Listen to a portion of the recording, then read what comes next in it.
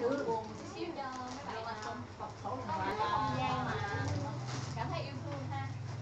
Anh gửi cho Không, chúng ta không và tạm biệt. rồi. Tạm biệt cái đó để ra về.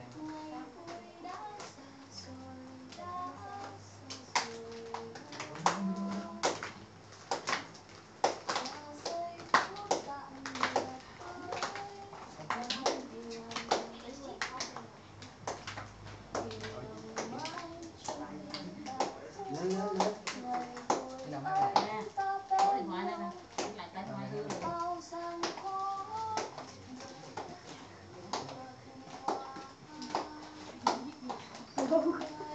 Không ngại luôn nha. Nhập lộn á.